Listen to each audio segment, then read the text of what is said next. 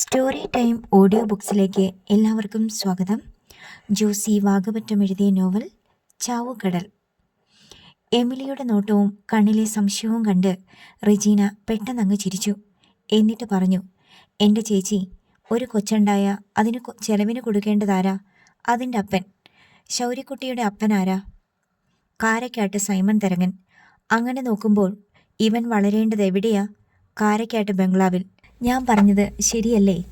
എമിലിക്ക് ശ്വാസം വീണ് കിട്ടിയതുപോലെയായി. ഞാൻ എന്തൊക്കെ വിചാരിച്ച്, ഏതെല്ലാം വഴി കൂടെ എൻ്റെ മനസ്സ് പാഞ്ഞ്. ഏതൊക്കെ വഴി കൂടെയാ പാഞ്ഞത്? ഒന്നുമില്ല. ചേച്ചി എന്താ സംശയിച്ചേന്ന് പറ. സൈമൺ മുതലാളിയുടെ കെട്ടിയവളും അന്ന് ആശുപത്രിയിൽ ഉണ്ടായിരുന്നല്ലോ. തലേ ദിവസവും പിറ്റേ ദിവസവും ആയിട്ടല്ലായിരുന്നോടി ഞങ്ങളുടെ രണ്ടുപേരുടെയും പ്രസവം. അതുകൊണ്ട് റജീനയുടെ പുരുകക്കൊടി ഉയർന്നു. നീ അങ്ങനെ ഉറപ്പിച്ച് പറഞ്ഞപ്പോൾ ഞാൻ ഓർത്തു നീ ഞങ്ങളുടെ കൊച്ചുങ്ങളെ തമ്മി മാറ്റി മറിച്ചു കാണുന്ന്. റജീന ഞെട്ടിപ്പോയി. ചേച്ചി സത്യത്തിൻ്റെ നിഴലിൽ വന്നു നിന്നുകൊണ്ടാണ് പറയുന്നത്. അല്ല, അങ്ങനെ വേണമെങ്കിൽ ചെയ്യാലോ. കുളിപ്പിക്കാനൊക്കെ കൊച്ചിനെ എടുത്തോണ്ട് പോണ നേഴ്സുമാർക്ക്. റജീനയ്ക്ക് വീണ്ടും ഒരു ഉൾക്കിടലമുണ്ടായി. അവളുടെ നിൽപ്പും നോട്ടവും കണ്ട് ഇത്തവണ എമിലി ചിരിച്ചു. എന്താടി മിഴിച്ചു നോക്കണ്? നീ അന്ന് അവിടെ നേഴ്സാണല്ലോ. കൊച്ചിനെ കുളിപ്പിക്കാൻ കൊണ്ടുപോണതൊക്കെ നീയല്ലായിരുന്നോ? ഞാൻ അങ്ങനെ ചെയ്യുമോ ചേച്ചി? ചേച്ചി എന്ത് വർത്തമാനമാ ഈ പറയുന്നേ? റജീനയ്ക്ക് എമിലിയുടെ സംശയം തുടച്ചു മാറ്റേണ്ടത് അത്യന്താപേക്ഷിതമായി തീർന്നു. നീ അങ്ങനെ ചെയ്തതെന്നല്ല പറഞ്ഞേ. നീ എങ്ങനെ ഉറപ്പിച്ച് പറഞ്ഞപ്പോൾ ആ വഴി കൂടെയും ഞാൻ സംശയിച്ചു പോയെന്നാ. എന്നാലും ചേച്ചി എന്നെ അങ്ങനെ സംശയിച്ചല്ലോ. എമിലിയുടെ മനസ്സിൽ സംശയത്തിൻ്റെ പൊടി എന്തെങ്കിലും ഉണ്ടെങ്കിൽ അതും കൂടി തുടച്ചു കളയാൻ വേണ്ടി റജീന പരിഭവം പറഞ്ഞ് കെറിവിച്ചു. നിന്നെ സംശയിച്ചെന്നാണോ ഞാൻ പറഞ്ഞത്? എനിക്ക് അങ്ങനെയൊക്കെ തോന്നിയെന്നല്ലേ? എൻ്റെ തോന്നലൊക്കെ ശരിയാണെന്നാ നിന്റെ വിചാരം? എന്നാലും ചേച്ചി, ഞാൻ വിചാരിച്ച പോലൊന്നുമല്ലല്ലോ ചേച്ചി.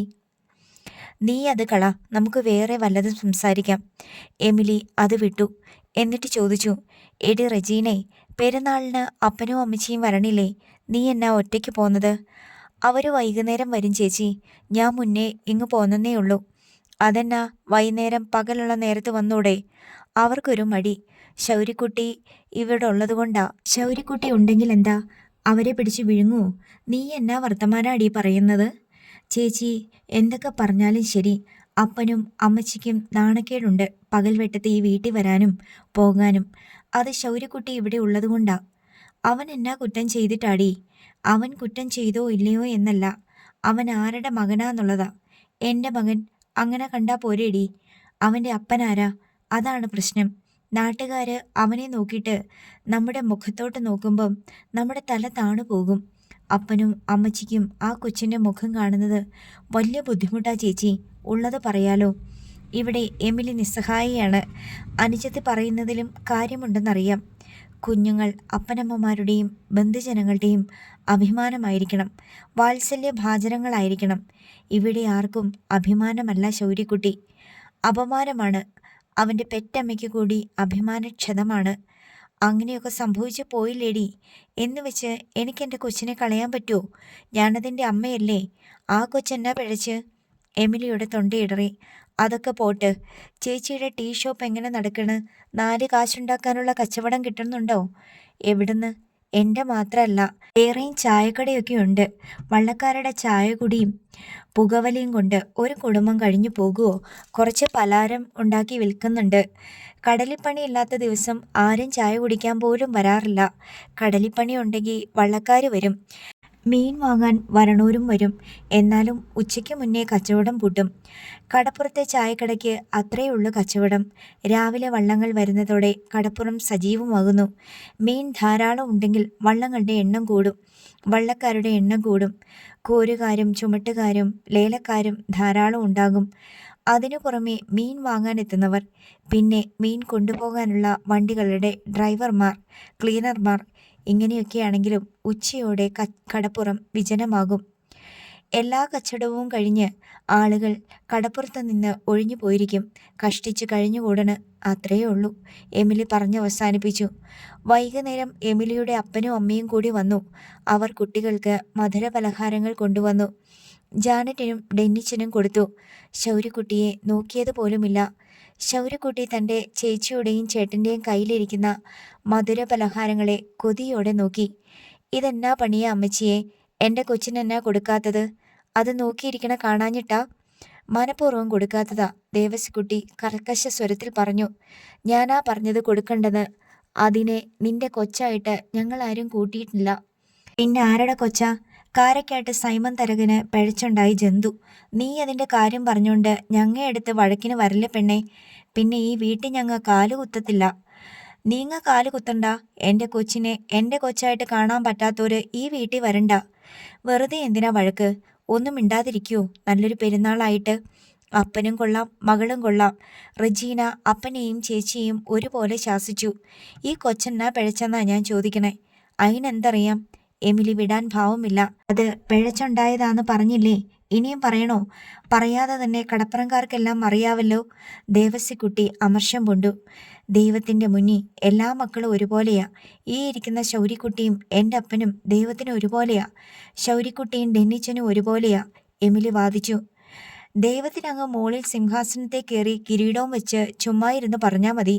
താഴെ ഭൂമിയിൽ മനുഷ്യർക്കിടയിൽ കിടന്ന് നാണം കെടുന്നത് നമ്മളാ. പുള്ളിക്കാരനൊന്നും അറിയണ്ടല്ലോ. ആരെങ്കിലും ഇങ്ങോട്ട് കളിയാക്കാൻ ചെല്ലുന്നവരുണ്ടോ?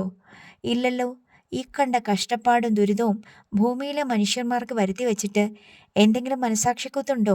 അതുമില്ല. ദേ അമ്മേ, പറഞ്ഞു പറഞ്ഞ് അപ്പൻ ദൈവദൂഷണം പറയുന്നു. റജീന കളിയാക്കി ചിരിച്ചു. അപ്പൻ്റെ സ്വഭാവം ചിലപ്പോൾ അങ്ങനെ അടി. എന്നതാ പറയുന്നേ, എന്നതാ ചെയ്യുന്നേ എന്നൊന്നും ഒരു ബോധവും ഇല്ല.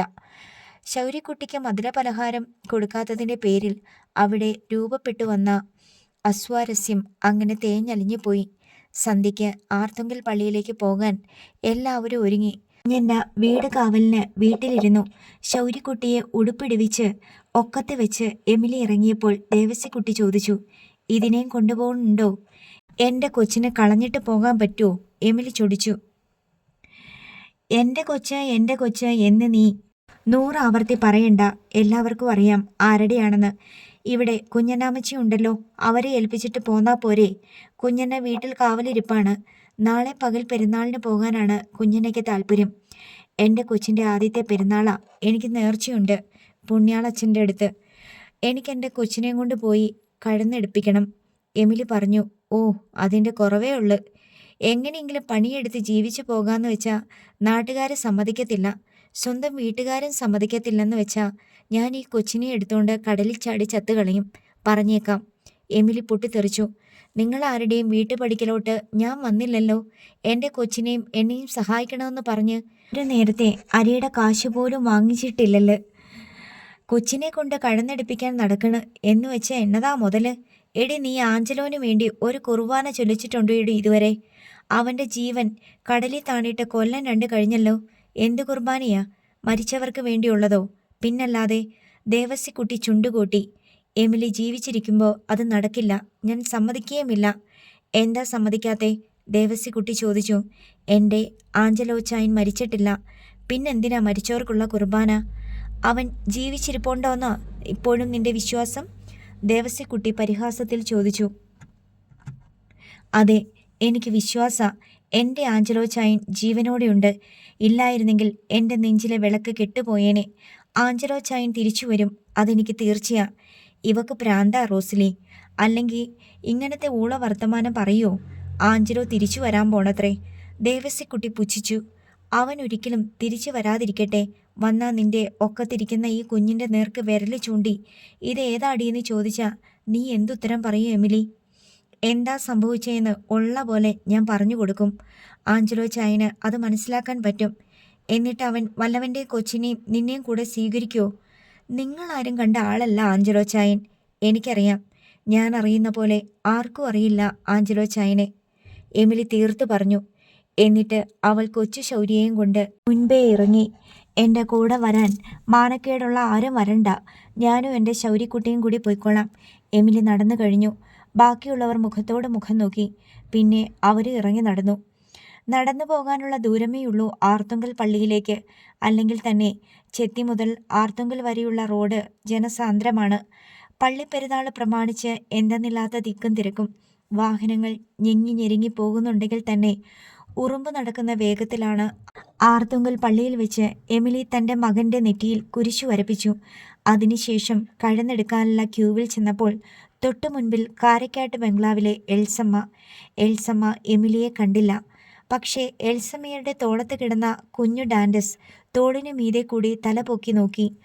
എമിലിയുടെ കയ്യിലിരിക്കുന്ന കുട്ടിയെ നോക്കി. അവൻ പുഞ്ചിരി തൂകി. കൈയെടുത്ത് കാട്ടി കളിക്കാൻ കൂട്ടു വിളിച്ചു. ശൗര്യക്കുട്ടിക്ക് പക്ഷേ നാണമാണ് വന്നത്. അവൻ ചുളുങ്ങിക്കൂടി എമിലിയുടെ നെഞ്ചോട് പറ്റിച്ചേർന്നിരുന്നു. എമിലി ആ കുഞ്ഞിനെ തന്നെ നോക്കിക്കൊണ്ടിരുന്നു. അത് തൻ്റെ കുഞ്ഞാണെന്ന് വിചിത്രമായൊരു തോന്നൽ അവൾക്കുണ്ടായി. അവൾക്ക് തന്നെ അത്ഭുതം തോന്നി. ഒരു പക്ഷേ ഉച്ചയ്ക്ക് റെജീനയുമായി സംസാരിച്ചപ്പോൾ ഉണ്ടായ വാക്ക് തർക്കത്തിൽ നിന്നാവാം അങ്ങനെയൊരു സംശയം ഉടലെടുത്തതെന്നും തോന്നി. എമിലി എൽസമ്മയുടെ കുഞ്ഞിനെ തന്നെ നോക്കിക്കൊണ്ട് നിന്നു. എത്ര സുന്ദരനാണവൻ! എന്തൊരു നിറം! എത്ര നല്ല ചിരി! തൻ്റെ കുഞ്ഞും കാരക്കാട്ട് സൈമൺ മുതലാളിയുടെ തന്നെ. എന്നിട്ടും എന്തൊരു വ്യത്യാസം! എൽസമ്മയേക്കാൾ സുന്ദരി താനായിരുന്നിട്ട് കൂടി എൽസമ്മയുടെ മകനാണ് സുന്ദരൻ. വലിയ ബംഗ്ലാവിൽ നല്ലപോലെ ഭക്ഷണം കഴിച്ച് ഒട്ടും അല്ലലില്ലാതെ വളർന്നതുകൊണ്ടാവാം. ശൗര്യക്കുട്ടി കുഞ്ഞു ഡാൻഡസിനെ നോക്കി ഒച്ച വെച്ച് ചിരിച്ചു. അവൻ കൈ ഉയർത്തി കാട്ടി കളിക്കാൻ ക്ഷണിച്ചു. തന്നെപ്പോലൊരു കുഞ്ഞിനെ കണ്ടപ്പോൾ അവന് എന്തെന്നില്ലാത്ത സന്തോഷമായിരുന്നു. കുഞ്ഞിൻ്റെ ശബ്ദം കേട്ട് തിരിഞ്ഞു നോക്കിയ എൽസമ്മ തൊട്ടുപുറകിൽ നിൽക്കുന്ന എമിലിയെയും കുഞ്ഞിനെയും കണ്ട് നടുങ്ങി. അവൾ പെട്ടെന്ന് മെല്ലെ മുഖം തിരിച്ചു കളഞ്ഞു. അല്പം കഴിഞ്ഞ് മെല്ലെ മുഖം തിരിച്ചു നോക്കി. എമിലിയുടെ കുഞ്ഞ്. അത് തൻ്റെ ഭർത്താവിൻ്റെ കുഞ്ഞാണെന്ന് അവൾക്കറിയാം. ദരിദ്ര കുടുംബത്തിൽ പിറന്ന കുഞ്ഞിനും സമ്പൽ സമൃദ്ധിയിൽ പിറന്ന കുഞ്ഞിനും തമ്മിൽ പ്രകടമായ വ്യത്യാസങ്ങളുണ്ട്. തൻ്റെ കുഞ്ഞാണ് സുന്ദരൻ. അവനാണ് ദൈവത്തിൻ്റെ ഇച്ഛയ്ക്കും സഭയുടെ നിയമങ്ങൾക്കും യോജിച്ച വിധത്തിൽ യോഗ്യനായി ജനിച്ചവൻ. അതിൻ്റേതായ ഐശ്വര്യവും കുലീനത്വവും മുഖകാന്തിയും പ്രസരിപ്പും അവനുണ്ട്. എന്നാൽ എമിലിയുടെ കയ്യിലിരിക്കുന്ന കുഞ്ഞിന് നിറം കുറവാണ്. അവൻ്റെ തലമുടി ചെമ്പിച്ചതും പൂച്ചരോമം പോലെ നേർത്തതുമാണ്. അവൻ്റെ കണ്ണുകൾക്ക് തെളിച്ചം പോരാ. അവൻ്റെ ചിരിക്ക് ഭംഗിയും കുറവാണ്. എന്തുകൊണ്ടെന്നാൽ അവൻ അയോഗ്യനാണ്. കർത്താവിനും തിരുസഭയ്ക്കും സമുദായത്തിനും സാമൂഹിക ആചാരങ്ങൾക്കും വിരുദ്ധമായ രീതിയിൽ ജനിച്ചവൻ. പച്ചയ്ക്ക് പറഞ്ഞാൽ പിഴച്ചുണ്ടായവൻ. എമിലിയുടെ മുന്നിൽ നിന്നപ്പോൾ എൽസമ്മ തന്നെത്താൻ മഹിമയെ പ്രാപിച്ചു. ശ്രേഷ്ഠത എന്തെന്നും മ്ലേച്ഛത എന്തെന്നും അവൾക്ക് മനസ്സിലായി. ദുർനടപ്പുകാരിയും മ്ലേച്ഛയുമായ ഈ സ്ത്രീയുമായി ഒരിക്കലും തനിക്ക് താരതമ്യം ഇല്ലെന്ന് എൽസമ്മ കണ്ടെത്തി. ഇവളോട് മാത്സര്യ ബുദ്ധി വേണ്ട. പക്ഷേ അങ്ങനെയൊന്ന് തൻ്റെ മനസ്സിലുണ്ടായിരുന്നു. ഇനിമേൽ അങ്ങനെയൊന്നില്ല. കുട്ടികൾ തമ്മിൽ ചിരിച്ചും കൈകാട്ടിയും ആശയങ്ങൾ കൈമാറുന്നത് പോലും അനുവദിക്കാൻ പാടില്ലെന്ന് തോന്നി. എൽസമ്മ തൻ്റെ കുഞ്ഞിനെ എമിലിയുടെയും ശൗര്യയുടെയും ദൃഷ്ടിയിൽ നിന്ന് മാറ്റിപ്പിടിച്ചു. എന്നാൽ കുഞ്ഞു ഡാൻഡസിൻ്റെ മുഖം വടക്ക് നോക്കി യന്ത്രം പോലെ എങ്ങോട്ട് തിരിച്ചു പിടിച്ചാലും ശൗര്യക്കുട്ടിയുടെ നേർക്ക് തിരിഞ്ഞു വന്നുകൊണ്ടിരുന്നു. ഒടുക്കം മണൽ വാരി വിതറിയാൽ ഒരു തരി പോലും താഴെ വീഴാത്തത്ര തിക്കിലും തിരക്കിലും 10,000-കണക്കിന് ആളുകളുടെ ഒഴുക്കിലും ചുഴികളിലും പെട്ട് 2 സ്ത്രീകളും അവരുടെ കുഞ്ഞുങ്ങളും വേർപിരിഞ്ഞുപോയി. അതിരാവിലെ എണീറ്റ് പാത്രങ്ങളും കലങ്ങളും പ്ലേറ്റുകളും വലിയ കുട്ടയിൽ വെച്ച് ചുമന്ന് കടപ്പുറത്തേക്ക് പോയതായിരുന്നു എമിലി. അവിടെ ചെന്നപ്പോൾ കുഞ്ഞന്ന താടിക്ക് കൈകൊടുത്ത് വിഷണ്ണയായി നിൽക്കുന്നു. അവർ ചുമന്നുകൊണ്ടുപോയ വിറകും ചൂട്ടും സ്റ്റൗവും മണ്ണിൽ കിടപ്പുണ്ട്. ഏതാനും വള്ളക്കാരും കോരുകാരും മീൻ വിൽക്കുന്ന തമിഴ്ക്കാരി പെണ്ണുങ്ങളും കുഞ്ഞന്നയ്ക്ക് സമീപം നിൽക്കുന്നു. എമിലിയുടെ ടീ ഷോപ്പ് നിന്ന സ്ഥലം ഇപ്പോൾ ശൂന്യമാണ്. അതിൻ്റെ തൂണുകൾ രാത്രി ആരോ വലിച്ചു പിഴുത് കടലിൽ എറിഞ്ഞു കളഞ്ഞു. അവളുടെ ടീ ഷോപ്പ് മേഞ്ഞിരുന്ന നീല പ്ലാസ്റ്റിക് ഷീറ്റുകൾ കുത്തിക്കീറി കഷ്ണം കഷ്ണമാക്കി തെങ്ങുമടലും കൂട്ടിച്ചേർത്ത് കത്തിച്ചു കളഞ്ഞു. എമിലി പാത്രങ്ങളുടെ കുട്ട തലയിൽ നിന്നിറക്കാതെ നിന്നുകൊണ്ട് ആ കാഴ്ച കണ്ടു. ചെല്ലിക്കടപ്പുറത്ത് വള്ളങ്ങൾ വന്നടുക്കുകയും കോരുകാർ കുട്ടകളിൽ മീൻ കോരി കരക്കിറക്കുകയും ചെയ്തുകൊണ്ടിരുന്നു. സൈമൺ തരകൻ്റെ ആളുകൾ മീൻ കുട്ടകൾക്ക് സമീപം നിന്ന് ലേലം വിളിച്ചു. തമിഴത്തി പെണ്ണുങ്ങൾ ചെറുവട്ടികളുമായി വന്ന് മീൻ കോരി. മീൻ വാങ്ങാൻ വരുന്ന നാട്ടുകാരുമായി വിലപേശി. അവർക്കിടയിലേക്ക് എമിലി ഒരു ചുഴലിക്കാറ്റുപോലെ പാഞ്ഞു വന്നു. കയ്യിലൊരു വെട്ടരിവാൾ. ലേലം വിളിച്ചുകൊണ്ടിരുന്ന ഏലിയാസിൻ്റെ നേർക്ക് അവൾ അലറിയെടുത്തു. നിങ്ങളുടെ മുതലാളി എവിടെ? ചൊണയുണ്ടെങ്കിൽ അവനോട് കടപ്പുറത്ത് വരാൻ പറ. രാഖി രാമാനം വന്ന് അവൻ എൻ്റെ കട പൊളിച്ചു കളഞ്ഞേക്കണ്. പട്ടി. അവൻ ആണാണെങ്കിൽ നേരിട്ട് വരാൻ പറ. എമിലിക്ക് ചുറ്റും കടപ്പുറത്തെ ജനങ്ങൾ തടിച്ചുകൂടി. അവളുടെ ശാപവചനങ്ങൾ മുഴുവൻ അവരും കേട്ടു. അവളുടെ കട തകർത്തത് കാണുകയും ചെയ്തു. എമിലി കടപ്പുറത്ത് നനഞ്ഞ മണലിൽ കയ്യിലിരുന്ന അരിവാൾ കൊത്തിത്താഴ്ത്തി. അവൻ്റെ ഈ കടപ്പുറം നശിച്ചു പോകും, നശിച്ചു പോകും, നശിച്ചു പോകും. എമിലിയാ പറയുന്നത്. കടപ്പുറത്തേക്ക് എങ്ങനെയോ വന്നു, അതുപോലെ തന്നെ എമിലി തിരിച്ചുപോയി. ആളുകൾ ഒരു കൗതുക കാഴ്ച കണ്ട പോലെ അത് ആസ്വദിച്ചു ചിരിക്കുകയും അടക്കം പറയുകയും ചെയ്തു. 2 ആഴ്ചയ്ക്ക് ശേഷം ആകാശവാണിയിലൂടെ ഒരറിയിപ്പ് വന്നു. ഇന്ത്യൻ മഹാസമുദ്രത്തിൽ രൂപം കൊണ്ടിരിക്കുന്ന ഒരു ന്യൂനമർദ്ദം തെക്ക് പടിഞ്ഞാറായി നീങ്ങിക്കൊണ്ടിരിക്കുന്നു. കൊടുങ്കാറ്റിനും പേമാരിക്കും സാധ്യതയുള്ളതിനാൽ തീരദേശവാസികൾ ജാഗ്രതയോടെ ഇരിക്കുക. വരും ദിവസങ്ങളിൽ ആരും കടലിൽ മത്സ്യബന്ധനത്തിന് പോകാൻ പാടില്ല. മുന്നറിയിപ്പ് വന്ന് 24 മണിക്കൂറിനുള്ളിൽ പടിഞ്ഞാറ് നിന്ന് കടലും കാറ്റും ആർത്തലറി വന്നു. പല സ്ഥലങ്ങളിലും കടലാക്രമണമുണ്ടായി. പലയിടത്തും വീടുകളും തീരങ്ങളും കടൽ തിരകളിൽ ഒലിച്ചുപോയി. ചെല്ലിക്കടപ്പുറത്തെ കടൽ വിഴുങ്ങി. സൈമൺ തരകന്റെ 1.5 ഏക്കർ തെങ്ങും പുരയിടം കൂടി കടലെടുത്തു. മീൻ വള്ളങ്ങൾ അടുക്കാത്ത വിധം ചെല്ലിക്കടപ്പുറം നശിച്ചുപോയി. വള്ളങ്ങൾ അടുക്കുകയും മീൻ ലേലം ചെയ്യുകയും ചെയ്തിരുന്ന കടപ്പുറത്ത് രോഷം പൂണ്ട കടൽ തിരകളുടെ സേനയെ വിന്യസിച്ചു. ചെല്ലിക്കടപ്പുറത്ത് നിന്ന് ചാകര ഒഴിഞ്ഞുപോയി. ഒരൊറ്റ വള്ളം പോലും കരയ്ക്കടുപ്പിക്കാൻ വയ്യ. ന്യൂനമർദ്ദവും കടൽക്ഷോഭവും അതിൻ്റെ പൊട്ടും പൊടിയും എല്ലാം അവസാനിച്ചിട്ട് ആഴ്ച 1 കഴിഞ്ഞു. ചെല്ലിക്കടപ്പുറം എന്നൊരു കടപ്പുറമേ ഇല്ല. കാരക്കാട്ട് സൈമൺ തരകന്റെ തെങ്ങും പറമ്പിലേക്ക് വന്ന് കടലിടിച്ചു തീരുകയാണ്. പിഴുതു വീണ തെങ്ങിൻ തടികളാണ് എമ്പാടും. അതുവരെ ഉണ്ടായിരുന്ന ചെല്ലിക്കടപ്പുറം എവിടെ പോയെന്ന് ആർക്കും അറിഞ്ഞുകൂടാ. ക്രിക്കറ്റ് മൈതാനം പോലെ അതിവിശാലമായിരുന്നു ചെല്ലിക്കടപ്പുറം.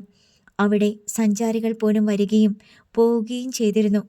അവിടെ ആർത്തുങ്കലെയും മാരാരിയിലും പോലെ കുരിശടി ഉണ്ടായിരുന്നു. അവിടെ മീൻ പരത്താനുള്ള മണൽപ്പരപ്പും ഉണ്ടായിരുന്നു.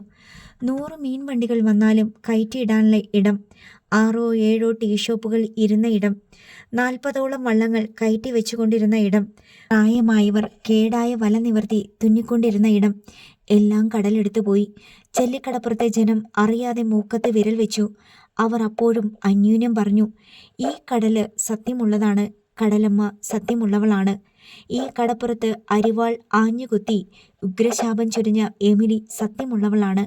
അവൾ പ്രസവിച്ച സൈമൺ തരകന്റെ സന്തതി ശൗര്യവും സത്യമുള്ളവനാണ്. നീങ്ങ കേട്ടായിരുന്നോ? അവളുണ്ടല്ലോ, കാണാണ്ട് പോയ ആഞ്ചലോന്റെ കെട്ടിയവളെ എമിലി. അവൾ ഒറ്റ വാക്കേ പറഞ്ഞുള്ളൂ, നശിച്ചു പോട്ടേന്ന്. കടലിൽ കയറി വന്നത് കണ്ടോ? എവിടെ പോയി ചെല്ലിക്കടപ്പുറം? എവിടെ പോയി ചാകര? നീണ്ട 36 വർഷമായി ചാകര കിടന്ന കടപ്പുറമാണ് ഇല്ലാണ്ടായത്. ചെല്ലിക്കടപ്പുറത്തെ വെള്ളക്കാർ വള്ളവുമായി ചെല്ലിക്കടപ്പുറത്തേക്കും കോട്ടൂരേക്കും പുന്നപ്ര പള്ളിയിലേക്കും തോട്ടപ്പള്ളിയിലേക്കും ചേക്കേറി. ചെല്ലിക്കടപ്പുറം വിജനമായി. കാക്കകളും നായ്ക്കളും കൂടി ഒഴിഞ്ഞുപോയി. അയൽക്കാരി പെണ്ണുങ്ങൾ എമിലിയോട് പറഞ്ഞു, എന്നാലും എമിലിയെ ഇത്ര കടുപ്പിച്ച് വേണ്ടായിരുന്നു. എത്ര പേരുടെ കഞ്ഞുകുടി മുട്ടിച്ച നീ ഒരുത്തി. ഞാൻ എന്ത് ചെയ്തു? എമിലി അന്തം വിട്ടു. എന്ത് ചെയ്തെന്നോ? നിന്റെ ഒടക്കലത്തെ പ്രാഗിട്ടല്ലേ ചെല്ലിക്കടപ്പുറം നശിച്ചു പോയത്? അത് ഞാൻ എൻ്റെ സങ്കടം കൊണ്ട് പറഞ്ഞതാ. എൻ്റെ ചായക്കട സൈമൺ മുതലാളി നശിപ്പിച്ചത് നിങ്ങൾ കണ്ടായിരുന്നല്ലോ. ആരും ഒരക്ഷരം മിണ്ടിയില്ലല്ലോ. ഇപ്പം നിനക്ക് തൃപ്തിയായാ? നീ ഇനി എവിടെ കൊണ്ടുപോയി ചായക്കട വെക്കും? എവിടെ കൊണ്ടുപോയി മീൻ പരത്തും? കടപ്പുറം ഉണ്ടോ? ഇല്ലല്ലേ. കടപ്പുറം ഇല്ലാണ്ടായത് എൻ്റെ കുറ്റമല്ല. റേഡിയോയിൽ പറയണത് എല്ലാവരും കേട്ടതല്ലേ, ന്യൂനമർദ്ദം വരാൻ പോണെന്ന്, വലിയ കാറ്റും മഴയും വരുന്ന്. ഇതിനു മുമ്പും അങ്ങനെയൊക്കെ വന്നിട്ടില്ലേ? പല കടപ്പുറങ്ങളും ഇല്ലാണ്ടായി പോയിട്ടില്ലേ? പല കടപ്പുറങ്ങളും വലുതായി വന്നിട്ടില്ലേ?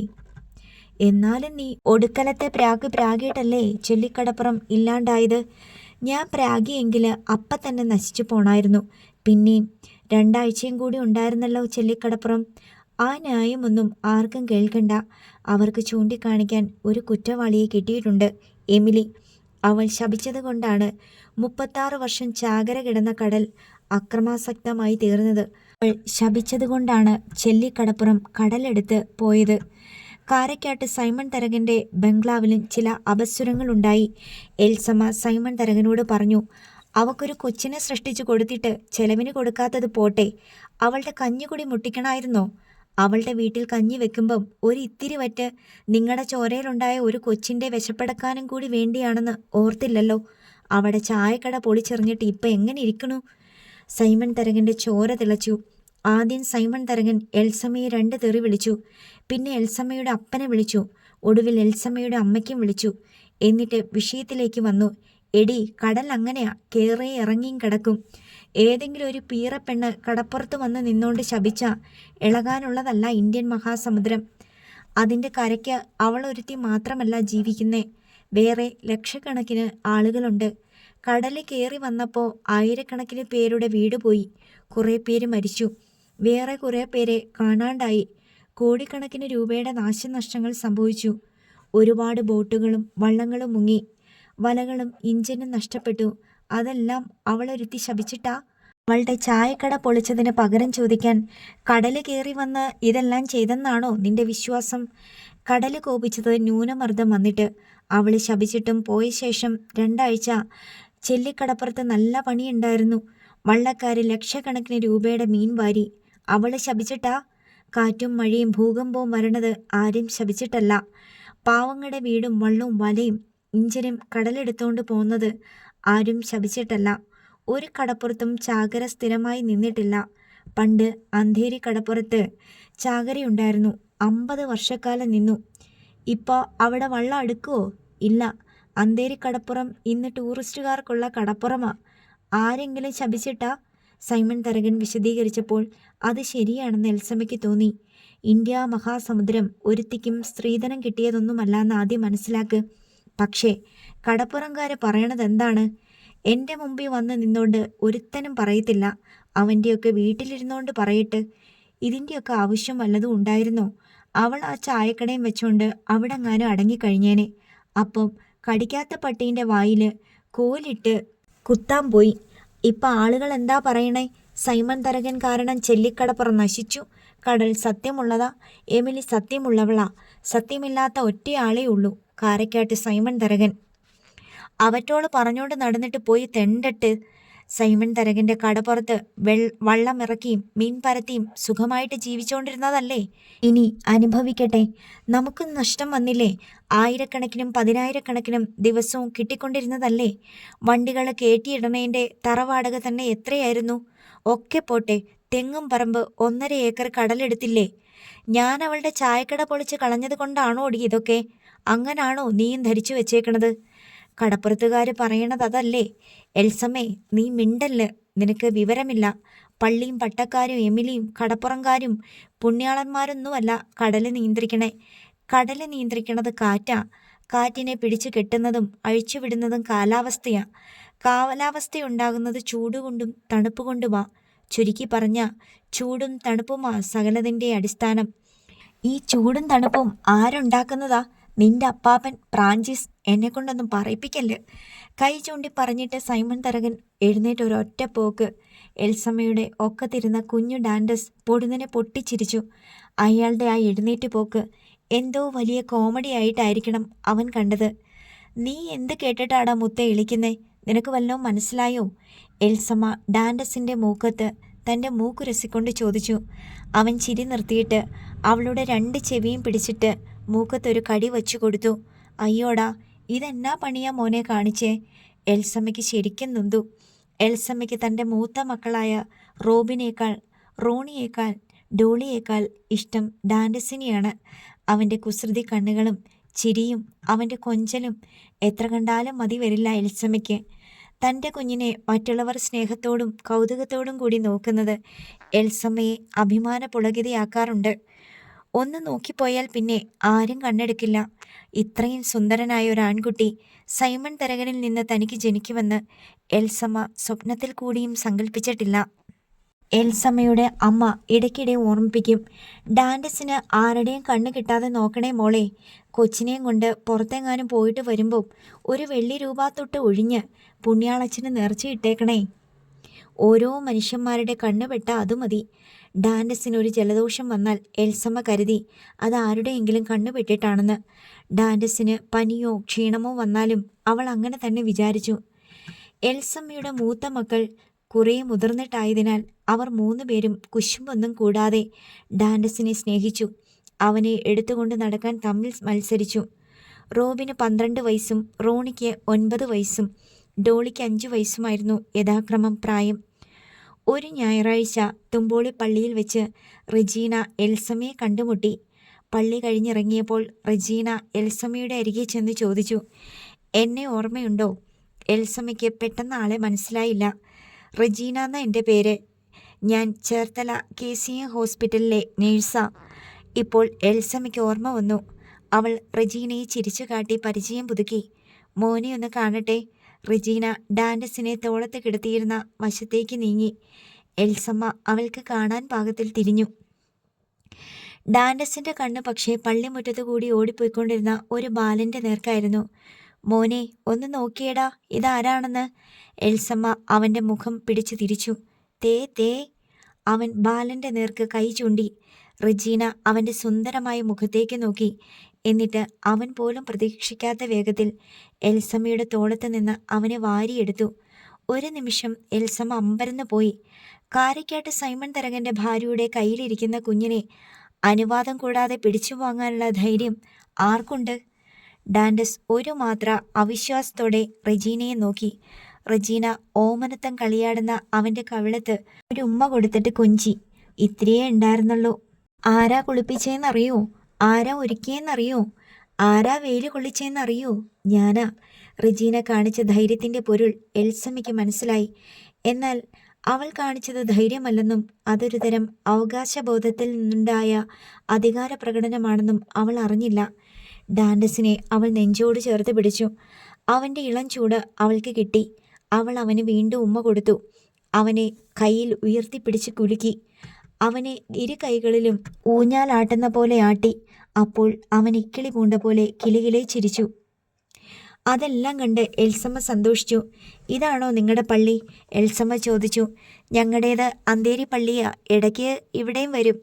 ഞാനും ഇടയ്ക്ക് വരാറുണ്ട്. ഞങ്ങളുടേത് ചെത്തിപ്പള്ളിയാ. നേർച്ചയൊക്കെ ഇവിടെയാ കഴിക്കാറ്. അല്ലെങ്കിൽ ആർക്കെങ്കിൽ പോകും. അവൻ എങ്ങനെയുണ്ട്? കുസൃതിയാണോ? ഭയങ്കര കുസൃതിയാ. ഇപ്പോഴും KCM-ലെ നേഴ്സാണോ? അതെ. കല്യാണം കഴിഞ്ഞോ? ഇല്ല, ആലോചനയൊക്കെ നടക്കുന്നു. അവസാനം വാരിയണച്ച് ഒരു ഉമ്മ കൂടി കൊടുത്ത് കുഞ്ഞു ഡാൻഡസിനെ റെജീന തിരികെ നൽകി. നല്ല പോലെ വളർത്തി നല്ല മിടുക്കനാക്കിയേക്കണേ. എല്ലാ അമ്മമാരും അങ്ങനെയല്ലേ? എൽസമ്മ തിരിച്ചു ചോദിച്ചു. ശരിയായിരിക്കും, പക്ഷേ ഇവൻ എനിക്ക് എൻ്റെ മോനെ പോലെയാ. എൽസമ്മയുടെ നെറ്റി ചൊളിഞ്ഞു. സൈമൺ തരകൻ്റെ മോൻ എങ്ങനെ ഒരു നേഴ്സിന് മോനെ പോലെയാകും? ഇവൻ്റെ പ്രസവം എടുത്തതും കുളിപ്പിച്ചതും ഒരുക്കിയതുമൊക്കെ ഞാനല്ലേ. അന്നേ എനിക്കിവനെ ഇഷ്ടപ്പെട്ടതാ, റെജീന വിശദീകരിച്ചു. എൽസമ്മ സമാധാനത്തോടെ ചിരിച്ചു. പോട്ടെ ചേച്ചി. റെജീന പോകാനായി തിരിഞ്ഞു. 2 ചുവട് നടക്കുകയും ചെയ്തു. എന്നിട്ട് പെട്ടെന്നെന്തോ ഓർത്ത പോലെ തിരിഞ്ഞു നിന്നു. എൽസമ്മ ചേച്ചി. കാറിനടുത്തേക്ക് നടക്കാനാഞ്ഞ എൽസമ്മ തല തിരിച്ചു നോക്കി. ഒരു ദിവസം ഞാൻ ചോദിക്കും. അന്നേ അവനെ എനിക്ക് തിരിച്ചു തന്നേക്കണേ. എൽസമ്മ അന്തം വിട്ടു നിന്നു. റെജീന പള്ളിമുറ്റത്തെ പൊരിമണലിലൂടെ നടന്നങ്ങ് പോയി. എൽസമ്മ വിചാരിച്ചു, ആ നേഴ്സിന് വട്ടായിരിക്കും. അല്ലെങ്കിൽ ഇങ്ങനെ ആരെങ്കിലും പറയുമോ? അതും കാരയ്ക്കാട്ടെ സൈമൺ തരകൻ്റെ ഭാര്യയോട്. എൽസമ്മ കാറിൽ ചെന്ന് കയറി. ഡ്രൈവർ കാർ സ്റ്റാർട്ട് ചെയ്ത് ഓടിച്ചു പോയി. റെജീന ചെല്ലുമ്പോൾ കുഞ്ഞനെയും എമിലിയും കൂടി കയർ പിരിക്കുകയായിരുന്നു. നിലത്ത് ചമ്രം പടിഞ്ഞിരുന്ന് തൊണ്ട് തല്ലിയ ചകിരിക്കൂന മടിയിൽ വെച്ച് ഇഴ കൂട്ടി വിടുകയാണ് കുഞ്ഞന്ന. റാട്ട് കറക്കുന്നത് എമിലി. ചെല്ലിക്കടപ്പുറം നാമാവശേഷമായ ശേഷം തൊണ്ട് തല്ലി കയർ പിരിച്ചും ഓലമെടഞ്ഞുമാണ് എമിലിയും കുഞ്ഞനെയും കൂടി കുടുംബം പോറ്റുന്നത്.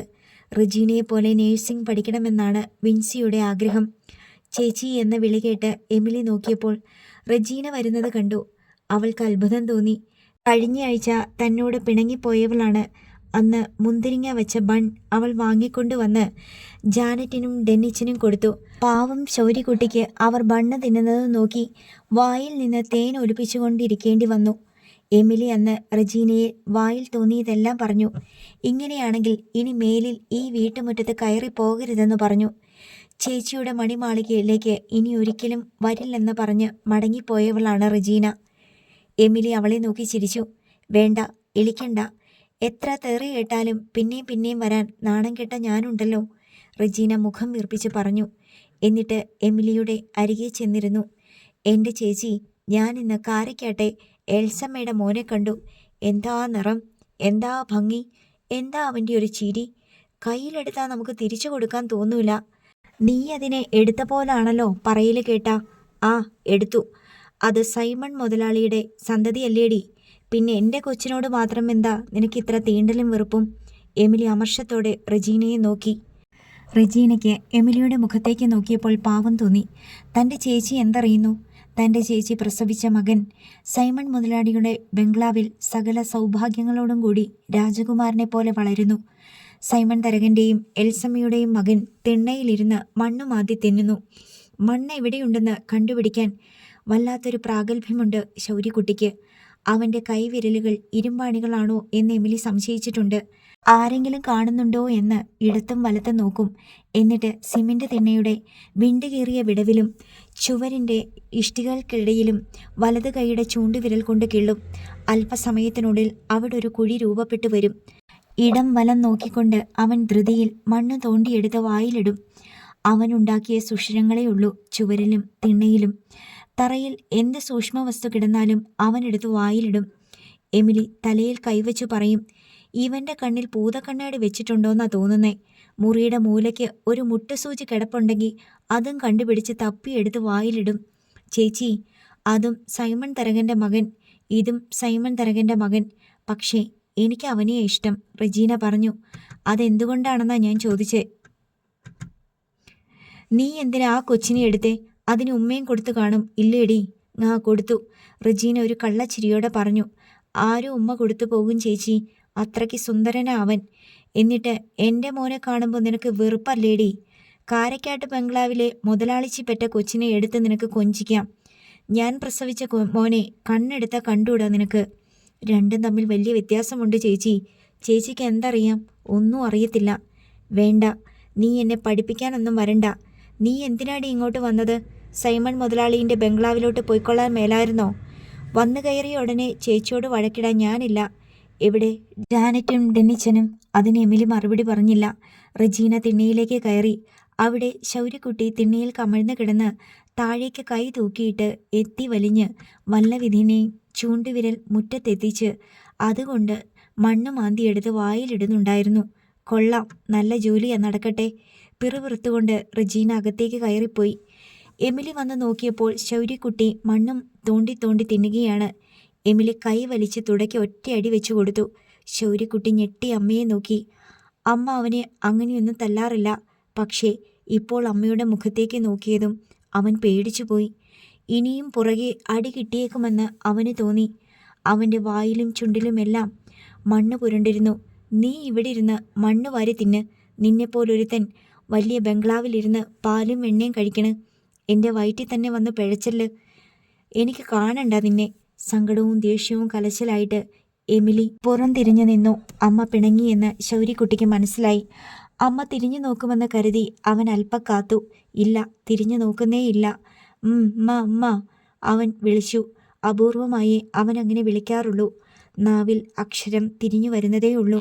എമിലി പറയും, അമ്മ എന്ന് വിളിക്കും മോനെ, വിളിക്ക്, അമ്മ അമ്മ. അവൻ വായി തുറന്ന് അമ്മ എന്ന് വിളിക്കുന്ന പോലെ ഭാവിക്കും. വിളിക്ക്, അമ്മ. അടുത്ത നിമിഷം അവൻ ചിരിച്ചു കളയും. ഇത്തവണ ആരും അറിയാതെ വിളിച്ചിരിക്കുന്നു. എമിലി പെട്ടെന്ന് തിരിഞ്ഞു നോക്കി. അവൻ തലയൽപ്പം ചെരിച്ച് നോക്കിയിരിക്കുകയാണ്. അമ്മയുടെ പിണക്കം മാറിയോ എന്നറിയണം. എൻ്റെ മോനെ, നിന്നെക്കൊണ്ട് തോറ്റു. അവൾ ചെന്ന് അവനെ വാരിയെടുത്തു. നിന്നോട് എത്ര തവണ പറഞ്ഞിട്ടുണ്ട് മണ്ണ് വാരി തിന്നരുതെന്ന്? എങ്ങനെ അടിക്കാതിരിക്കും? അവൾ അവൻ്റെ വായിൽ വിരലിട്ട് നാവിലും വായിലും ഉണ്ടായിരുന്ന മണ്ണ് തോണ്ടിക്കളഞ്ഞു. തേ തേ. ശൗരി തിണ്ണയ്ക്ക് താഴെ മുറ്റത്തേക്ക് വിരൽ ചൂണ്ടി. തേ തേ. അതിൻ്റെ അർത്ഥം എമിലിക്ക് മനസ്സിലായി. അവൻ ഒരു കുറ്റവും ചെയ്തിട്ടില്ല. തിണ്ണയ്ക്ക് താഴെ മണ്ണ് കിടന്നതാണ് കുറ്റം. തേ. അവൻ ചൂണ്ടുവിരലും കാണിച്ചു. അതും ഒരു കുറ്റവും ചെയ്തിട്ടില്ല. താഴെ മണ്ണ് കിടന്നത് കൊണ്ട് മാത്രമാണ് ചൂണ്ടുവിരൽ നീണ്ടു ചെന്ന് അത് കുത്തിയിളക്കിയത്. അവനോ അവൻ്റെ കൈവിരലോ അല്ല. ആ മണ്ണവിടെ കൊണ്ടിട്ടവനാണ് കുറ്റക്കാർ. എന്നിട്ടവൻ തുടയിൽ തൊട്ട് കാണിച്ചു. തേ. അമ്മ അവനെ വെറുതെ അടിച്ചു, ഒരു കുറ്റവും ചെയ്യാതെ. എൻ്റെ മോനെ, നിന്നെക്കൊണ്ട് ഞാൻ തോറ്റ്. എമിലി അവനെ വാരിയെടുത്ത് ഉമ്മ വെച്ചു. മുറ്റത്ത് ബക്കറ്റിൽ പിടിച്ചു വെച്ചിരുന്ന വെള്ളമെടുത്ത് അവൻ്റെ കൈ കഴുകിച്ചു. വീടിനുള്ളിൽ വിൻസി റെജീനയോട് സങ്കടം പറയുകയായിരുന്നു. എൻ്റെ ചേച്ചി, എൻ്റെ നേഴ്സിംഗ് പഠിത്തം നടക്കുമെന്ന് തോന്നുന്നില്ല. കടപ്പുറത്ത് ചായക്കടയുണ്ടായിരുന്നപ്പോൾ പൈസ കിട്ടിക്കൊണ്ടിരുന്നതാ. എമിലി ചേച്ചി പ്രാഗി കടപ്പുറം ഇല്ലാണ്ടാക്കി. ഇപ്പം തൊണ്ട് തല്ലിയും കയറി പിടിച്ചുമാ അരി മേടിക്കുന്നേ. ചെലവിന് തികയത്തില്ല ചേച്ചി.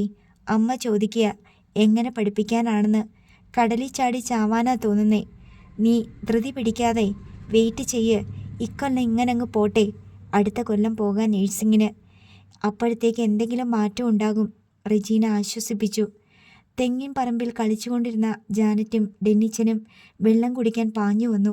അപ്പോഴാണ് അവർ റെജീനയെ കണ്ടത്. ആയ് കുഞ്ഞമ്മ. ജാനറ്റ് ഓടി വന്ന് കെട്ടിപ്പിടിച്ചു. മാറി നിൽക്കു കൊച്ചേ. മണ്ണി കളിച്ചിട്ട് വന്ന് ആ അഴുക്കെല്ലാം ചേച്ചിയുടെ ദേഹത്തോട്ട്. വിൻസി ജാനറ്റിനെ തള്ളി മാറ്റി. അതൊന്നും സാരമില്ലടി, എൻ്റെ മോളിങ് വാ. റെജീന ജാനറ്റിനെ കെട്ടിപ്പിടിച്ചു. ഡെന്നിച്ചൻ റെജീനയുടെ ഹാൻഡ് ബാഗ് മീതെ ഞെക്കിയും തടവിയും നിന്നു. അതിനകത്ത് മുട്ടായി ഉണ്ടോ എന്ന് പരിശോധിക്കുകയാണ്. ഡാ കുട്ടാ, കുഞ്ഞമ്മ പോകാൻ നേരം തരാമേ. ഇപ്പം തന്ന ശൗര്യയ്ക്ക് കൊടുത്തില്ലാന്ന് പറഞ്ഞ് ചേച്ചി വഴക്കിന് വരും. ബാഗിൽ മുട്ടായി ഉണ്ടെന്നറിഞ്ഞപ്പോൾ ഡെന്നിച്ചനും ജാനറ്റിനും സന്തോഷമായി. അല്പം കഴിഞ്ഞപ്പോൾ കുഞ്ഞമ്മ കയറി പിരിക്കൽ മതിയാക്കി മുറിയിലേക്ക് വന്നു. അതോടെ സംഭാഷണം വീട്ടിലെ കഷ്ടപ്പാടുകളെക്കുറിച്ചായി. ഇവളെ നേഴ്സിങ്ങിന് വിടാനൊന്നും എന്നെക്കൊണ്ട് പറ്റത്തില്ല. 2-3 കുഞ്ഞുങ്ങൾക്ക് ഒരു നേരം ചോറ് കൊടുക്കാൻ വേണ്ടി പറ്റണില്ല. ചുമ്മാ ഇരുന്നുകൊണ്ട് ആശിക്കാൻ എളുപ്പമാ. എവിടുന്നുണ്ടാകും കാശ്? അതൊക്കെ മാതാവ് കൊണ്ടുതരും. മാതാവ് തരും. മാതാവ് അറിയാണ്ട ഇതൊക്കെ നടക്കണത്. കുറേ പേര് മണിമാളികയിൽ ഇരുന്ന് സുഖിക്കണ്. ഞങ്ങളെപ്പോലുള്ള പാവങ്ങൾ കടപ്പുറത്ത് കിടന്ന് നരകിക്കണ്. മാതാവ് അറിയണ്ട. ഈ കഷ്ടപ്പാടൊക്കെ അനുഭവിച്ചിട്ട് സ്വർഗത്തിൽ ചെല്ലുമ്പോൾ നല്ല സുഖമല്ലേ കുഞ്ഞന്നമ്മച്ചി? ഭൂമിയിൽ ഒരുപാട് കഷ്ടപ്പാട് അനുഭവിച്ചു ചെന്നതുകൊണ്ട് കർത്താവ് കുഞ്ഞമ്മച്ചിയെ ചേർത്ത് പിടിച്ച് തലോടും. സ്വർഗത്തിലും ഉണ്ടോ തിരിച്ച വ്യത്യാസം? അവിടെ എല്ലാവരും ഒരുപോലാന്നല്ലേ? കുറേ പേരെ ചേർത്ത് പിടിക്കുകയും കുറേ പേരെ മാറ്റി നിർത്തുകയും ചെയ്യുമോ? കുഞ്ഞന്ന കടുത്ത മതവിശ്വാസിയും ദൈവവിശ്വാസിയുമാണ്. എന്നാലും ദുരിതക്കടലിൽ കിടന്ന് കൈകാലിട്ടടിക്കുമ്പോൾ അറിയാതെ ചോദിച്ചു പോവുകയാണ്, സ്വർഗത്തിൽ എല്ലാവരും സമന്മാരാണെങ്കിൽ ഭൂമിയിൽ എന്തിന് കുറേ പേരെ കണ്ണീര് കുടിക്കാനും കുറേ പേരെ വീഞ്ഞു കുടിക്കാനും വിട്ടിരിക്കുന്നു? കുഞ്ഞന്നമ്മച്ചി, സൈമൺ തരകനൊന്നും ഒരിക്കലും സ്വർഗത്തിൽ പോവൂല. അന്ത്യവിധി നാളിൽ അവർക്കൊക്കെ നിത്യനരകമാ വിധിച്ചിരിക്കുന്നത്. അവിടുത്തെ തീയിൽ കിടന്ന് പൊരിയും. അയാൾ മരിക്കണേനു മുമ്പേ പാപങ്ങളെല്ലാം ഏറ്റുപറഞ്ഞ് കുമ്പസാരിച്ച് കുർബാനയും കൈക്കൊണ്ട് അന്ത്യകൂദാശയും സ്വീകരിച്ച അയാൾക്കടെ പാപങ്ങൾ തീർന്നു. പിന്നെ എന്തിനാ നരകത്തിൽ പോണ്? ഒട്ടകം സൂചിക്കുഴയിൽ കൂടി കടക്കുന്നതിനേക്കാൾ പ്രയാസമാ ധനവാന് സ്വർഗരാജ്യത്തിൽ പ്രവേശിക്കാൻ. ആ വിവരം കുഞ്ഞന്നമ്മച്ചിക്ക് അറിയോ? എനിക്ക് ഈ ഭൂമിയിൽ കുറച്ചു നാളെങ്കിലും സമാധാനത്തിലും സന്തോഷത്തിലും കഴിഞ്ഞാൽ മതിയായിരുന്നു. സ്വർഗമൊക്കെ ഇനി എന്നാ, എവിടെയാ, ആർക്കറിയാം? റെജീന വിസ്മയം പൂണ്ട് കുഞ്ഞണ്ണയെ നോക്കി. കുഞ്ഞന്നമ്മച്ചിയുടെ ദൈവവിശ്വാസമെല്ലാം തകർന്നു പോയോ? എൻ്റെ തമ്പരാൻ കർത്താവേ, പറഞ്ഞത് തെറ്റായി പോയെങ്കിൽ പുറത്തേക്കണേ. കുഞ്ഞണ്ണ പിറുപിറുത്തുകൊണ്ട് റാട്ടിനടുത്തേക്ക് മടങ്ങി. അതോടെ റെജീനയ്ക്ക് സമാധാനമായി. റെജീന തിരികെ പോകുന്നതിന് മുമ്പ് എമിലിയുടെ കൈവെള്ളയിലേക്ക് ഏതാനും നോട്ടുകൾ തിരികെ വെച്ചു കൊടുത്തു. എനിക്ക് വേണ്ടടി, നീ കഷ്ടപ്പെട്ടുണ്ടാക്കണ പൈസയല്ലേ, നിനക്കും ജീവിക്കണ്ടേ? എമിലി പതിവ് പോലെ അത് നിരസിക്കാൻ ശ്രമിച്ചു. ചേച്ചി വലിയ ഗമയെടുക്കല്ല് കേട്ടോ. ചേച്ചിയെപ്പോലാണോ ഞാൻ? എനിക്ക് ജോലിയുണ്ട്. എന്നെ നോക്കാൻ എൻ്റെ അപ്പനും അമ്മയുണ്ട്. ചേച്ചിക്ക് ആരാ ഉള്ളത്? 2-3 കുഞ്ഞുങ്ങളെ വളർത്തിക്കൊണ്ട് വരണ്ടേ? ഇതങ്ങോട്ട് മുറുകെ പിടിച്ചേ. എമിലിക്ക് അന്നേരം അനുജത്തിയുടെ തോളത്തോട്ട് വീണ് പൊട്ടിക്കരയാൻ തോന്നി. ഒരു കടലോളം സങ്കടങ്ങൾ നെഞ്ചിൽ കെട്ടിക്കിടപ്പുണ്ട്. അതിൽ ആരെങ്കിലും ഒന്ന് തൊട്ടുപോയാൽ എല്ലാം കൂടി ഇളകി മറിയും. ഞാൻ പോയിട്ട് പിന്നെ വരാമേ. റെജീന കിഴക്കോട്ട് നടന്നു. അവളുടെ കൂടെ റോഡ് വരെ ജാനറ്റും ഡെന്നിച്ചനും പോയി. അങ്ങനെ ചെല്ലണമെന്ന് റെജീന പറഞ്ഞിട്ടുണ്ടായിരുന്നു. എന്നിട്ട് അവൾ ഹാൻഡ് ബാഗിൽ നിന്ന് മിഠായി പൊതി എടുത്തു കൊടുത്തു. ശൗര്യക്കുട്ടിക്ക് ഒരെണ്ണം പോലും കൊടുക്കല്ലേ കേട്ടോ. അവൻ്റെ മുന്നിൽ ചെന്ന് നിന്നുകൊണ്ട് മുട്ടായി തിന്നണം, കൊതിപ്പിക്കണം. റെജീനയ്ക്ക് അത് നേരിൽ കാണാൻ ആഗ്രഹമുണ്ടായിരുന്നു. അത്രയ്ക്ക് പകയുണ്ട് സൈമൺ തരകൻ്റെയും എൽസമ്മയുടെയും മകനോട്. അവൻ കൊതിക്കണം, അവൻ കരയണം. ജീവിതത്തിലെ ഒരു സന്തോഷവും സൗഭാഗ്യവും അവൻ ഒരിക്കലും അനുഭവിക്കാൻ പാടില്ല. പേപ്പട്ടിയെപ്പോലെ ആളുകൾ അവനെ വെറുക്കുകയും കല്ലെറിയുകയും ചെയ്യണം. എന്നിട്ടോ? റെജീന സ്വയം ചോദിച്ചിട്ടുണ്ട്. എന്നെങ്കിലും ഈ രഹസ്യം പൊട്ടിക്കണ്ടേ? വേണം, തീർച്ചയായും വേണം. തൻ്റെ എമിലി ചേച്ചി പ്രസവിച്ച മകൻ കാരക്കാട്ട് ബംഗ്ലാവിൽ വളർന്നു വലുതാകട്ടെ. അവൻ വിദ്യകൾ അഭ്യസിച്ച് മുടിചൂടാ മന്നനാകട്ടെ. അവൻ ലോകൈക സുന്ദരിയെ കല്യാണം കഴിക്കട്ടെ. കാരക്കാട്ട് തറവാടും മറ്റു വസ്തുവകകളും അവൻ്റെ പേരിലേക്ക് തീരെഴുതിയിടട്ടെ. അപ്പോൾ റെജീന ലോകത്തോട് പറയും, എനിക്കൊരു സംശയമുണ്ട്. പണ്ട് ഹോസ്പിറ്റലിൽ വെച്ച് എമിലി ചേച്ചിയുടെയും എൽസമ്മ ചേച്ചിയുടെയും കുഞ്ഞുങ്ങളെ തമ്മിൽ മാറിപ്പോയോ എന്ന്. അന്നേ സംശയം ഉണ്ടായിരുന്നു. പേടിച്ചിട്ട് പറയാഞ്ഞതാ. ഇപ്പോൾ ഒരു DNA ടെസ്റ്റ് നടത്തി നോക്കിയാൽ സത്യം അറിയാമായിരുന്നു. കാരയ്ക്കാട്ട് സൈമൺ തരകന്റെ അടിത്തറ കുലുങ്ങും. നാട്ടുകാർ തൻ്റെ വാക്കുകൾ കാതിനു കാത് കൈമാറുമ്പോൾ, കടൽക്കാറ്റും കാക്കകളും കൊക്കുകളും അത് പാടി നടക്കുമ്പോൾ സൈമൺ തരകന് ഇരിപ്പുറയ്ക്കുമോ? താൻ ഇത്രകാലം തൻ്റെ മകനായി വളർത്തിക്കൊണ്ടുവന്ന് കല്യാണം കഴിപ്പിച്ച് തറവാടും വസ്തുവകകളും പേരിലേക്ക് ചാർത്തിക്കൊടുത്ത ഡാൻഡസ് തൻ്റെ ഭാര്യ പ്രസവിച്ച മകനല്ല തന്നെ? തൈമാപ്പറമ്പിൽ ആഞ്ചലോസിൻ്റെ ഭാര്യയെ എമിലി പിഴച്ച് പ്രസവിച്ച സന്തതിക്കാണ് താൻ എല്ലാം നൽകിയത്. അവൻ്റെ ജന്മദിനമാണ് എല്ലാ വർഷവും താൻ കൊട്ടിഘോഷിച്ചത്. അവൻ്റെ കല്യാണമാണ് ആലപ്പുഴയിലെ സകലമാന തീരദേശവാസികളെയും ക്ഷണിച്ചു വരുത്തി താൻ വിരുന്നൂട്ടിയത്. എൻ്റെ ആദിജാതനെയാണ് താൻ മടിയിലെടുത്തു വെച്ച് ലാളിച്ചത്. ഭൂ, റെജീന ആ രംഗം ഒന്ന് സങ്കല്പിച്ചു നോക്കി. എന്ത് അതിശയം, എത്ര മനോഹരം! കാരയ്ക്കാട്ട് സൈമൺ തരകന് ഇരിപ്പുറയ്ക്കുമോ? ഇല്ല, DNA ടെസ്റ്റ് നടത്തുക തന്നെ ചെയ്യും. ആ അന്തേരി കടപ്പുറത്തെ കുരിശിങ്കൽ വീട്ടിലെ റെജീന എന്ന നേഴ്സ് പറഞ്ഞു പരത്തിയത് പച്ചക്കള്ളമാണെന്ന് തെളിയിക്കണ്ടേ? DNA ടെസ്റ്റിൻ്റെ റിസൾട്ട് വരുമ്പോഴോ? തൻ്റെ പ്രിയപ്പെട്ട മകൻ, തൻ്റെ വീട്ടിൽ വളരേണ്ടവൻ, തൻ്റെയും ബന്ധുജനങ്ങളുടെയും സ്നേഹവാത്സല്യങ്ങൾ ഏറ്റുവാങ്ങേണ്ടവൻ, തൻ്റെ കീർത്തിയും സമ്പത്തും നിലനിർത്തേണ്ടവൻ, ജന്മാവകാശമായി തറവാടും ആസ്തികളും താൻ തീരെഴുതി കൊടുത്തവൻ, വാർദ്ധക്യത്തിൽ തന്നെ ശുശ്രൂഷിക്കേണ്ടവൻ, കാരയ്ക്കാട്ട് തറവാടിൻ്റെ പാരമ്പര്യം അനന്തര തലമുറകളിലേക്ക് പകർന്നു കൊടുക്കേണ്ടവൻ, ചെല്ലിക്കടപ്പുറത്തെ ഒരു ചെറ്റക്കുടലിൽ പട്ടിയെപ്പോലെ നനഞ്ഞും വിറച്ചും ചുരുണ്ടു കിടക്കുന്നു. കാരയ്ക്കാട്ട് സൈമൺ തരകൻ തകർന്ന തരിപ്പണമായി നിലം പൊത്തിക്കിടക്കുന്നു. അയാൾ ഇനി ജീവിതത്തിൽ ഒരിക്കലും എണീക്കില്ല. ഒരാളിൻ്റെയും മുഖത്ത് നോക്കാൻ അയാൾക്കിനി ധൈര്യം വരില്ല. റെജീനയ്ക്ക് ആ കാഴ്ച എത്ര കണ്ടിട്ടും മതി വരുന്നില്ല. അവൾ ആ പരിസരത്ത് കൂടി ചുറ്റിക്കറങ്ങി. വീണ്ടും വീണ്ടും അത് തന്നെ കണ്ടു. കാതടപ്പിക്കുന്ന ഹോണടിയും ബ്രേക്കുകളുടെ അലർച്ചയും കേട്ട് അവൾ നടുങ്ങി. തൊട്ടു മുന്നിൽ ഇടിച്ചില്ല എന്ന മട്ടിൽ മൂക്ക് വിറപ്പിച്ചു നിൽക്കുന്ന മിനി ലോറി. അതിൻ്റെ ഡ്രൈവർ ഇരിക്കുന്ന സീറ്റിൽ നിന്ന് തെറിവിളികൾ ഇടതടവില്ലാതെ പാഞ്ഞു വരുന്നു. റെജീന ഒരു വശത്തേക്ക് ഓടി മാറി. താൻ ഏത് ലോകത്തായിരുന്നു? 10-25 വർഷം അപ്പുറത്ത്. അതെല്ലാം സങ്കല്പമായിരുന്നോ? താനതെല്ലാം നല്ല പകൽ വെട്ടത്തിൽ വളരെ വ്യക്തമായി കണ്ടതാണല്ലോ. സ്വപ്നമായിരുന്നോ? നടക്കുമ്പോൾ താൻ ഉറങ്ങിപ്പോയോ? റെജീന സ്വന്തം കൈത്തണ്ടയിൽ നുള്ളി നോക്കി. ഉവ്, വേദനയുണ്ട്.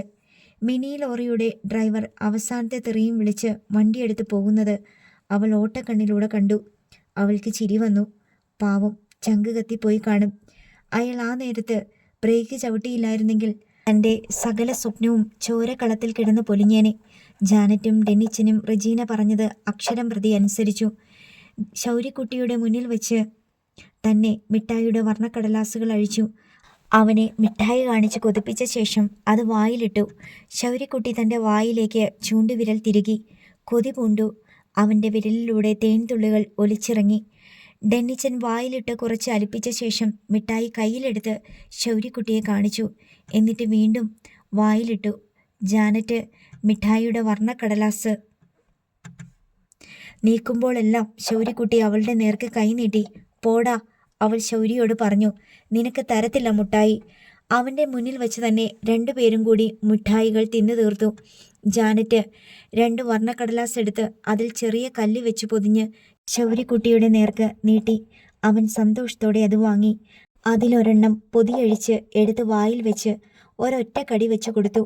പിന്നെ അവൻ്റെ വായിൽ നിന്ന് വന്നത് ഒരു വലിയ കരച്ചിലായിരുന്നു. റാട്ടിനരികിൽ നിന്ന് എമിലി ഓടി വന്നു. എന്തിനാടി കൊച്ചു കരയണേ? എമിലി ജാനറ്റിനോട് ചോദിച്ചു. എനിച്ചറിയാൻ മേല, അവൾ കൈമലർത്തി. എന്തു പറ്റിയടാ മോനു? എമിലി ശൗര്യക്കുട്ടിയോട് ചോദിച്ചു. ശൗര്യക്കുട്ടി വായിൽ നിന്ന് കല്ലെടുത്ത് കാണിച്ചു.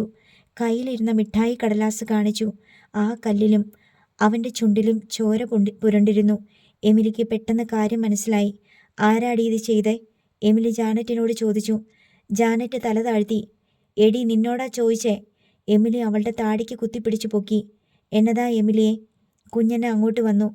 അമ്മ ഇത് കണ്ടോ? കൊച്ചിന് മുട്ടായി കൊടുത്തില്ല. അത് മുഴുക്കെ തിന്നിട്ട് മുട്ടായി കടലാസി കല്ല് പൊതിഞ്ഞു വെച്ച് കൊടുത്തേക്കണു. അവനത് കടിച്ചിട്ട് മോണ പൊട്ടി ചോര വന്നു. പിള്ളേരല്ലേ, അങ്ങനത്തെ കുസൃതിയൊക്കെ ചിലപ്പോൾ കാണിക്കും.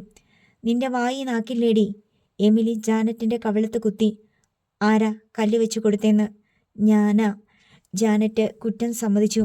എമിലി കൈ വലിച്ച് അവളുടെ ചെകിട്ടത്തൊന്നു കൊടുത്തു. ജാനറ്റ് മാത്രമല്ല, ഡെന്നിച്ചനും ശൗര്യക്കുട്ടിയും കൂടി നടുങ്ങിപ്പോയി.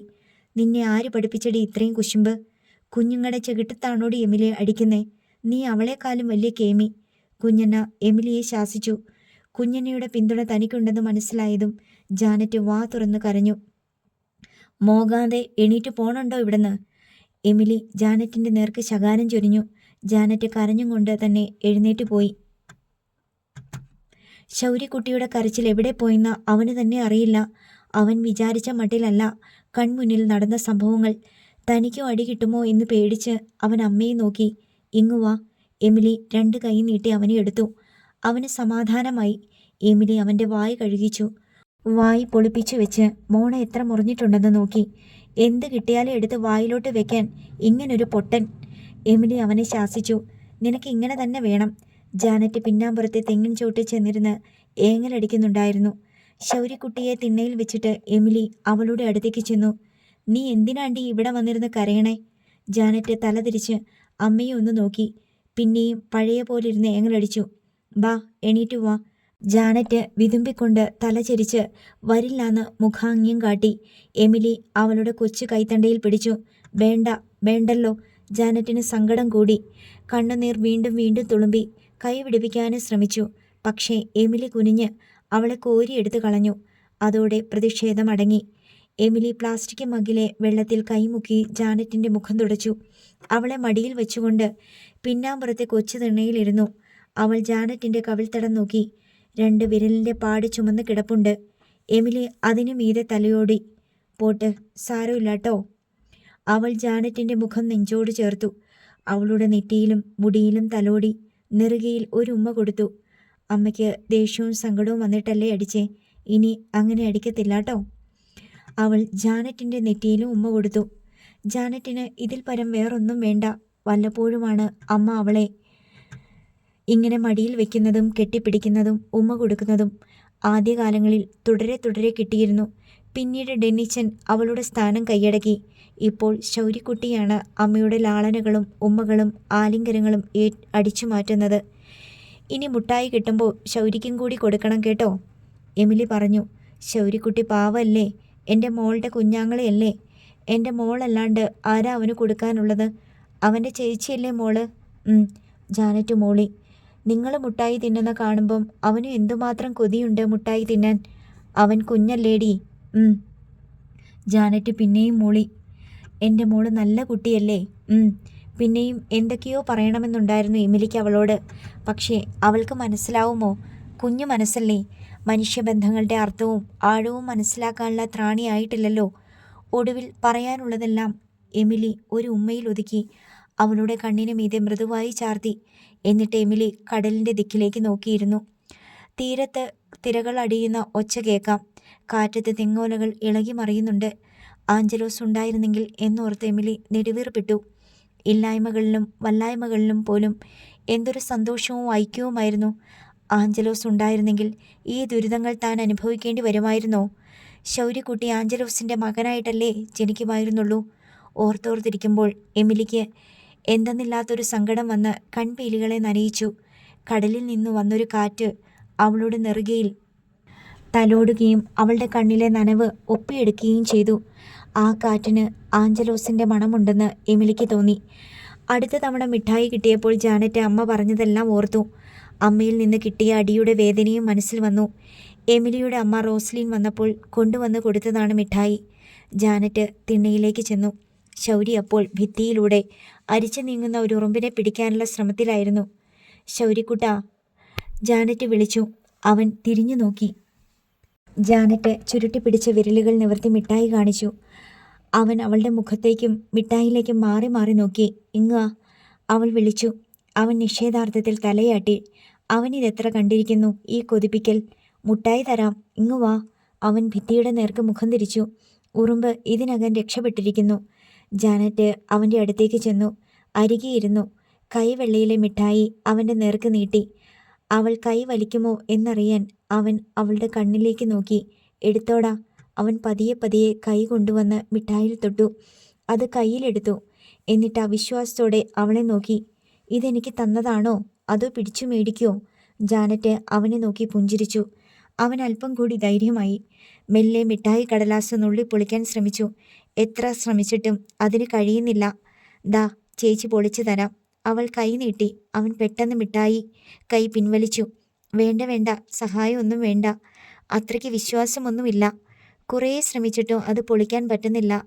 ഞാൻ തന്നേക്കാം, ഇങ്ങ് താ. അവൻ മടിച്ച് അത് തിരിച്ചു കൊടുത്തു.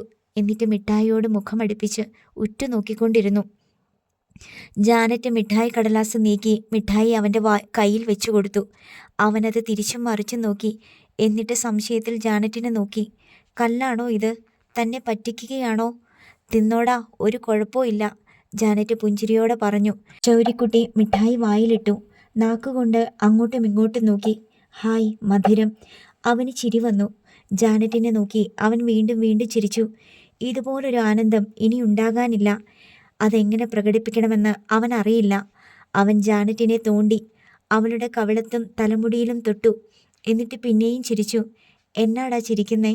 അവൾക്കും ചിരി വന്നു. ചൗരിക്കുട്ടി അവളുടെ കൈത്തണ്ട പിടിച്ച് കുനിഞ്ഞ് അതിന്മേൽ ഒരു മുത്തം വെച്ചു കൊടുത്തു. കൊച്ചു ജാനറ്റിനപ്പോൾ അവനോട് അതുവരെ തോന്നിയിട്ടില്ലാത്തൊരു വാത്സല്യമുണ്ടായി. അവൾ അവനെ കെട്ടിപ്പിടിച്ചു. അടുത്ത ഭാഗം നാളെ.